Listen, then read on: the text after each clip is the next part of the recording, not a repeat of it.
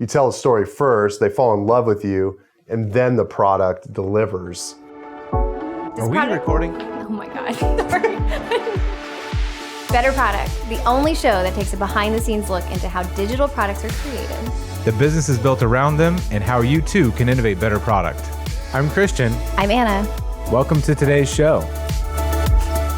Does product lead marketing or does marketing lead product? On today's show, we sit down with Kyle Lacy to discuss the answer to this very question. Now, whether you know Kyle or not, a quick search will pull up his accolades. He's written books, he's an international speaker, he's truly a marketing thought leader. In 2017, he took on the opportunity to join Lessonly, a software company in Indianapolis, as their first VP of marketing. And outside of exploring this question, does product lead marketing or does marketing lead product? We'll learn how Kyle launched a user conference that didn't feel like a user conference, a conference that he ultimately didn't get to attend as his wife ended up having their second baby a bit earlier than anticipated. He also shares with us how they doubled down on their brand messaging while making sure the company never lost the voice of its founder, Max Yoder. The vision for Lessonly from the very beginning was we help people do better work so they can live better lives. So for him, it was about taking the company to the next level by telling the Lessonly story. Hear how they focused on taking an internal conversation and made it external. It was more about taking the story and putting more of a foundation around it. So it was, how do we take everything we talk about internally, make it external so everybody truly understood what Lessonly is all about.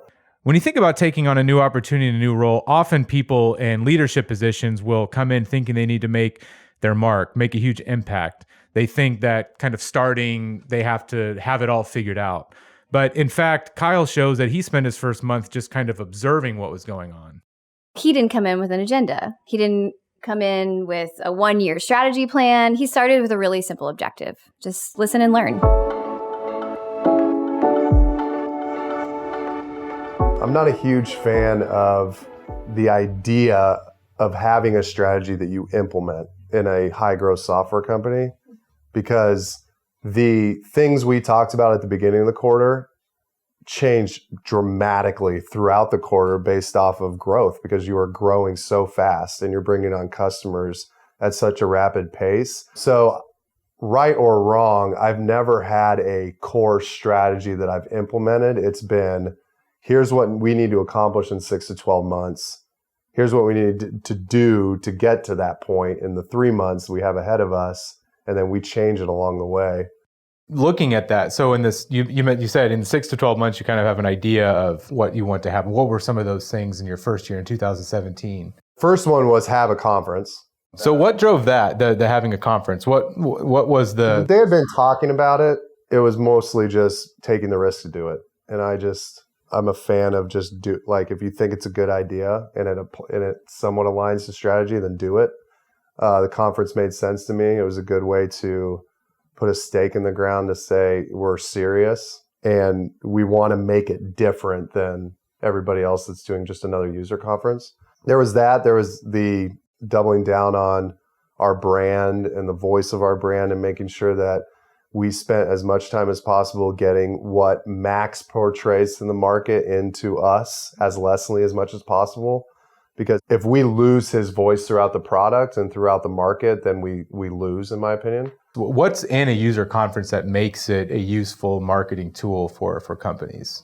What makes a conference valuable to a company is the face-to-face interaction between the customer, the prospect, and the company. It's a good way to get everybody in the same room. And we just took a different approach to the way that, we didn't spend a ton of money on a speaker. We had some really cool speakers that delivered impact. And then we had a lot of practitioners that did breakout sessions. And it was really just about the relationship and making sure that we could get across our do better work message.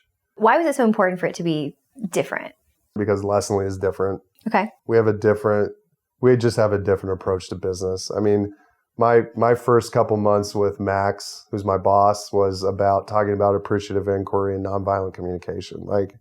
It's not normal it's just not normal. I wish it was in a lot of companies. I mean, it's just the way he approaches things is the ethos of Lessonly. What worked about Yellow Ship last year that you want to bring forward to the next conference And conversely, what are some things that you're hoping to improve upon?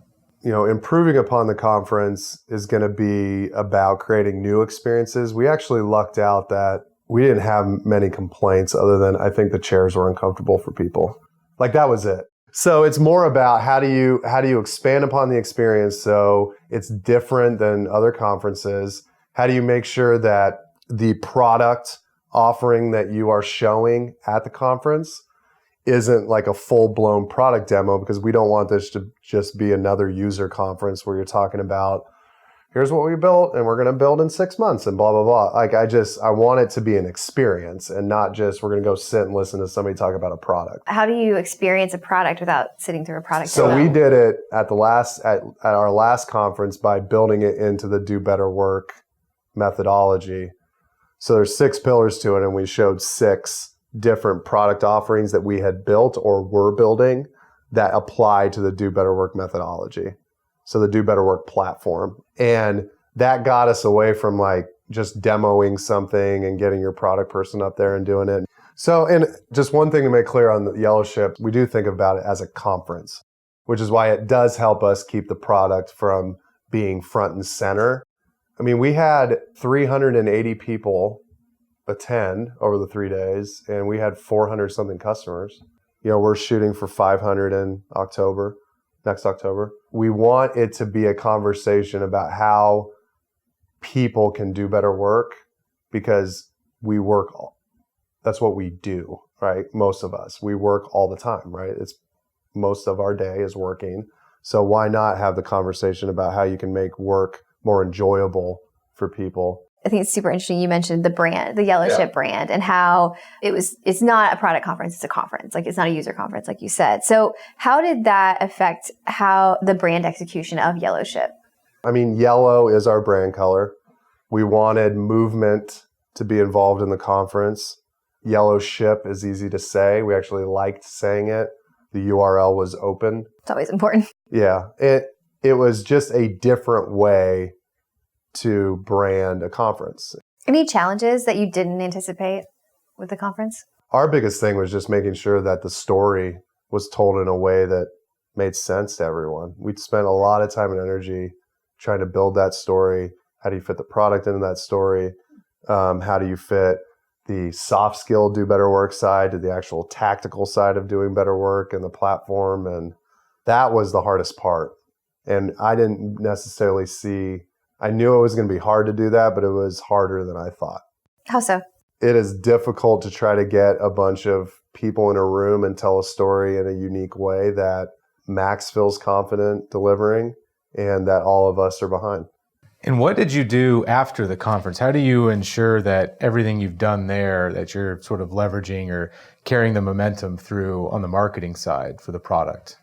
So the most important part about leveraging momentum at a conference, and at Yellow Ship in particular, is to make sure that the Do Better Work message is being now applied through everything. Onboarding through customers, the product, our messaging to the market moving forward. We put together a Do Better Work committee internally at Lessonly that has leaders from each team that meet on a bi-weekly basis to kind of do quarterly projects on how they get the Do Better Work idea internally into Lessonly as well as externally into the market. Where did Do Better Work, the actual words, come from? It's the mission statement that Max wrote 5 years ago when he started the company. So when you came on, it must have existed. No, it didn't. We actually went through a couple different ideas of how to bring the message of Lessonly to the market. The first one I came up with was the knowledge divide, which was like the fastest performing teams in the world compared to the normal businesses and what the gap is. And we believe the gap is continuous training, which... That sounds like a great book title too. Yeah, it was great. Except like it just fell flat with everyone, right? Everybody. Pitch decks. And then... Sorry, in that case, when you say everybody, was it ever tested externally? Or yeah, we had pitch decks. Max did it at a couple conferences. I did it at a couple conferences. And I think the messaging was good, but the knowledge divide just did not fit with Lessonly. The way that I kind of look at this conference too, it's almost as if it's like the launch party for a new messaging. New messaging. And I think any software company and a product like any company, especially software, you either do high-level messaging that captures the imaginations of a lot of people, or you try to create a category. It's not something that we wanted to pursue because we serve so many different types of people, sales enablement, customer service training, learning and development, that we wanted to go more broad. So it's a different strategy. How do you feel like that is an advantage and maybe in some ways a disadvantage? I don't know how it's an advantage yet. It's definitely a disadvantage, which we are constantly looking at. We kind of bridge that gap with review sites like G2 Crowd and Trust Radius, where it's more about the customer reviews than it is an analyst's opinion on where you fit in a quadrant. It's definitely, I think as we start expanding as a company and moving into larger deals and upper market, like we definitely are looking at categories. We just don't know. So we're trying to bet on something that we believe is true right now and evolve that as the market changes. You mentioned the website overhaul, and I think you said you call it simplifying the brand, simplifying the message. And then you also mentioned you guys really were very B2C inspired as opposed to looking at other B2B websites, which you did as well. So I guess tell us a little bit about that. We spend so much time as consumers in our daily lives that we do not apply them to marketing tactics in our day-to-day as B2B marketers. Like if you go to a lot of the largest B2B marketing sites in the world, like software companies, they're just a mess. Why do you think that is? They have a lot of product. They have a lot of people. They have a lot of, it's harder and harder to simplify as you get bigger. But for us, it was, one of our tenets as a marketing team is, obsess over the experience. So obsess over the prospect experience. If they come to the website and they have no idea how to get in front of a salesperson to make a buy, you've missed it, right? So I give a lot of credit to Mitch Causey, who's our director of marketing, but he said we should remove all forms and only do one CTA, which was get a demo. And that way you're opening up all of our content to more eyeballs. It's free for everyone. And if they want to get a demo, they get a demo. And we looked at, like you said, we looked at a lot of consumer sites. We looked at some of the top, what we thought were the top B2B software sites, and realized that simplifying the messaging, simplifying the UI, simplifying everything about the website was the most important thing we could do. What do you mean by simplifying? Like not having 60 forms, because somebody that downloads a template for a training guide, that does not mean they want to buy training software. It just means that they need a guide for training. So what do you think drove the decision to gate the content to begin with? Leads. Having more volume of leads is better. It took a lot of energy for us just to say we're okay with getting less leads. But what we found is that we're actually getting more than what we thought, and they're more qualified. Why did you say that took more energy to get more leads? Because you don't want to let, you're seeing leads go up, but that's great because it makes you feel great. But then if conversion is going down, like who cares about the volume of leads you're getting? So we just thought, let's simplify our idea of a lead, which is a demo, and all the demos we get are qualified. And that allows our inbound team to work more effectively because they don't have to process through all the crap that we're getting before. And it allows our sales team to believe in inbound again because they're more qualified leads. But at the core of it, it was how do we make the experience as simple as possible? Like it's amazing that marketers and product market, like everyone, that we think that just because somebody's filled out a form, they want to buy it. And I fully admit that I was that type of marketer and I had to be pulled around, but it works because it's working for us.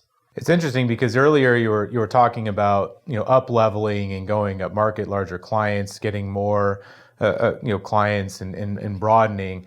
And you're a B2B SaaS company. I think a lot of times we meet B2B SaaS companies, they typically think business speak, feature first, talking in that sort of way. But you're saying when you rebranded, when you're up leveling, you're getting back to some of the brand voice that's more honest. How do those two worlds collide? Because it seems a little bit against what there's conventional wisdom around in the B2B world. Yeah, I'll go back to consumer. Think about if you're searching for a flight, you have how many options to try to find a flight? A ton of options brand plays into that. It's the same thing with software. It is a feature does not sell software anymore. There's just way too many competitors. The market is wide open. It's your ability to tell a story that delivers a different value to somebody than just a feature set. People ultimately want to work with people they enjoy. With today's software world, you can buy from anybody you want. But that's the value of brand. It's if you can tell a story differently, they're going to listen to you. And we just happen to be able to tell a story differently in a way that works. Now, from a feature standpoint, you have to continue to work to be on par with your competitors so you don't lose the feature battle after you get the lead. And B2B software companies sometimes think the exact opposite. They're like, well, we're going to sell our feature and then hopefully we get the deal through the sales process. We're saying you tell a story first, they fall in love with you, and then the product delivers on the values that you're trying to sell through the top of funnel. How do you continue that story into the product? The hardest part about including the messaging within the product is the question you have to answer. Does product live in front of the message, or does the message live in front of product? So is marketing tailing product releases, or is marketing out front of product releases before they're delivered? Which is a very, very different, they're two very, very different strategies. We tend to go about the idea that if we understand the market correctly, we are a product-led company where product is out front of the needs of the customer and marketing is delivering on the messaging in one holistic approach.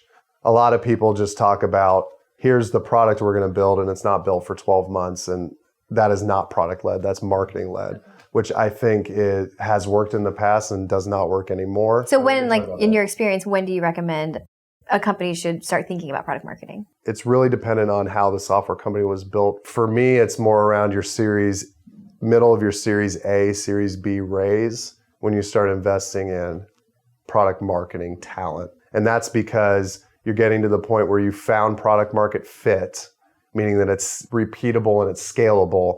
And now it's about truly understanding competitive set, win-loss reviews, understanding what the market needs from a customer standpoint, which could live between product management and product marketing. And it's also doubling down on new industries or new verticals or segments that you might not have thought about before because you're starting to find repeatability in the process. What was Lessonly like when you came on? We had a targeted approach to go to market. We had an outbound sales team. It was about reaching out to people to get them interested in the product and to sell the product. And the way you go to market in that way is much different than if I was at a Typeform or a Mailchimp where it's about volume, where somebody can do a free trial, they can start using the product, you have automated onboarding and everything. And Lessonly, it's more hands-on. The CX team is much more involved because that's our strategy from the very beginning. And it's just a different approach to marketing. Like you spend way more money on organic and Google AdWords from a product-led company because it's cheaper than like spending money in an outbound sales team. Have you found in your time at Lessonly, has product marketing impacted other internal groups, way the product is sold, how the product is built? So product marketing is involved in all of our win-loss reviews. So that has impact for the sales team. Product marketing is responsible for a lot of the product enablement. So that means we use Lessonly as a software to enable our sales and CX team on our roadmap. So here's how you talk about our Zendesk integration. Here's how you talk about our practice features that are launching. Here's how you talk about X, Y, and Z.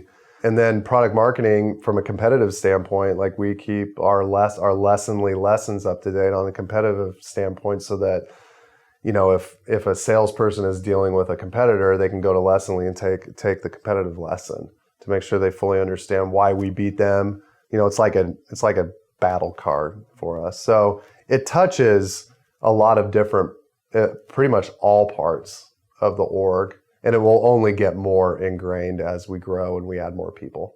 So as you scale, looking towards the future, what does that look like for Lessonly? For us, it is, you know, it really is doubling down on what we have done. It is fully understanding if product marketing will get more robust as we enter new markets like the UK. Like, I'm not saying this is going to happen in the next year, but as we open up new markets like APAC and UK, I mean, it's just a normal thing. Canada, as you grow. That's going to open up new competitive sets. It's going to open up new niche players that we might not have seen before. From product standpoint, as we move into larger deals, which we will continue to do, the product landscape changes dramatically because you have needs that you didn't know existed because they're huge organizations. And I think product marketing being involved in that's important. To fully understand the enterprise buyer is a completely different thing than what we're dealing with right now, which we continue to work on. And then we're doing another up-leveling of the brand to invest in getting Max and Connor out more in front of people and speaking in the book, and really trying to own the conversation around how do you help employees enjoy what they do and do better work. It's funny that we, as people, admire musicians and athletes, and we even practice. Like I practice running because I run races, right? And we don't do that at work most of the time. It's really interesting that salespeople don't practice, customer service people don't practice, and at Lessonly, we believe that practice is actually the most important part about training, and that's kind of what we're doubling down on in 2019. So what does better product mean to you? Better product meets the need of the customer better than it did before in ways that only the customer could tell you. And it's really customer-led type product development because your customer is your best salesperson. And if you can deliver a better product to the customer than what they bought, they will stay with you. And in the software world, retention is everything.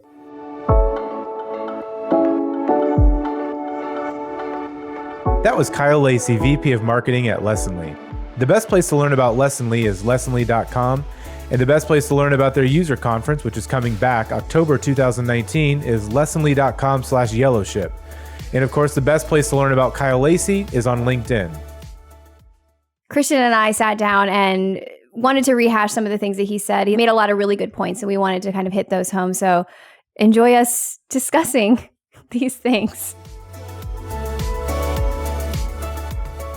The first thing that resonated with me was, obviously, we knew here locally in Indy, we knew about the Yellowship conference, but when he was talking and he was tying it to the messaging of do better work, it really struck me how to pull something like that off, you have to have a strong brand, because he wanted to make a user conference that wasn't like a user conference. And that came through. When Yellowship came out, I don't know that I even knew that it was Lessonly to begin with. It just looked like a great conference. But to pull that off, to be genuine, you have to have developed an honest brand. And I think brand ties into something like that really strongly. I think it speaks that the honesty of the brand like trickles down from the honesty that like the authenticity of Max as their CEO. Yeah. That was really interesting. Totally. And I think when you read about startups that have a founder that has a distinct vision, really the growth of the startup is almost,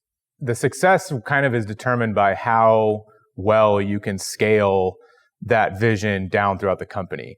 And what's interesting with Kyle is he wasn't there from the beginning. He came in a few years after Lessonly had started. He's been there for a couple years, and he got what Max was trying to do and could execute on that. But I think that's part of being honest, is like a lot of the keys to your product's messaging, even when you scale to new markets, is really rooted in what it was to begin with and just finding new ways to tell it, new stories to tell. And I think that's kind of what Yellowship was. It was almost like a package around the vision that they'd always had, but buttoned up and more formalized. Something else that was really interesting about that too is how they are doing things a bit differently. So like a lot of B2B SaaS companies, big sales teams going out, direct to customer kind of selling, and they're leaning so heavily on their brand. And he, I think what he said, it was so interesting about the idea that you can't, if you're going to compete on features, you're not going to win. Everyone's got the same features, but you have to build that brand that people are going to fall in love with. Like they're going to fall in love with your story, and those are the people who are going to want to do business with you. I think when he said that comment about good product will sell itself, I had the same sort of skepticism, thinking, well, I don't know if that's true. But I think what he meant is not that you just make a good product and you just put it on the internet and everybody's just going to buy it.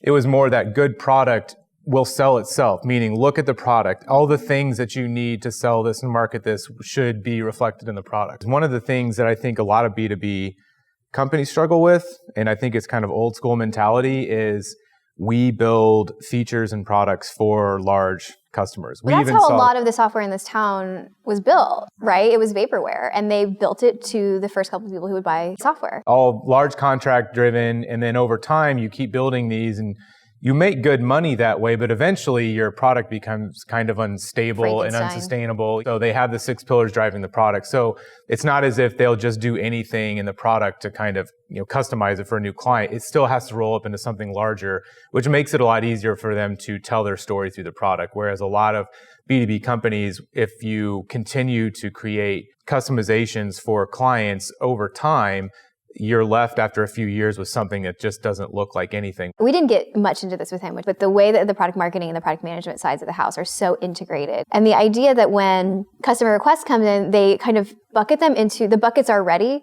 and they fall into a pillar of, what pillar of do better work does this request fall into? And then of course, what team builds it, because each team is responsible for a different pillar. And I think that it probably is another way they keep from doing that such deep customization is they almost like they have their roadmap themes preset in a way. Right. And he mentioned switching over to sort of agile marketing, which you hear more and more about, but still not a lot of people practice it. That allows his team to be just as flexible. Like when he joked about not having a strategy, I think it was a joke. I don't know. He might be serious, but he seems to be succeeding. So if he doesn't have a strategy, then maybe this is a new way of doing things. And he had this great quote. They're concerned about what's true right now, and then they adapt as things change, which I think is a generally agile lesson that, we can all take and apply. So the B2C, I can't remember if we talked about it or if we were talking about it afterwards about there's this idea that in the B2B world, you have to everybody has to talk in features and capabilities. And it's almost as if you were to personify a brand voice for B2B, it's like somebody's wearing a suit or a power suit or whatever they call it. That's almost like the traditional logic, I guess, if a tradition existed in B2B. Like professional trust. But now, Lessonly's taken, and it's not unprofessional, but it's very personable. It's very direct, what they're talking about. Yellow Ship is very almost charitable in what they're trying to do for people, and it all comes through. So they're creating a brand that I think we would see with B2C. When you think about, Casper mattresses or a lot of this Warby Parker, a lot of this space getting taken over by brands that are speaking directly to consumers. Yeah, and I think another good example of kind of what they're similar to what they're doing is Mailchimp. Mailchimp has a really playful, fun brand, and it's a B2B product. I think people can use it. Email marketing is also highly competitive and it's really well established. So the only way Mailchimp's really been able to succeed is through a strong brand and a brand voice coming through. And I think Lessonly is probably ahead of the curve in their industry, which we don't know all the competitors there, but I would venture to say that there's nothing wrong with establishing that brand now, because ultimately over time, and as we see with technology, it moves so fast that you have to find something that actually competes when everybody's doing the same thing. That's what Kyle said, right? If you go to feature comparison with them, you might lose, but if they love you and if they love your brand, then they'll want to do business with you. Thanks so much for listening to the show this week. If you haven't yet, be sure to subscribe, rate, and review this podcast. Until then, visit innovatemap.com/podcast and subscribe to learn how you can take your product to the next level. As always, we're curious, what does better product mean to you? Hit us up on Twitter at Innovatemap or shoot us an email at podcast@innovatemap.com. I'm Christian. And I'm Anna. And you've been listening to Better Product. Better Product. Drop mic.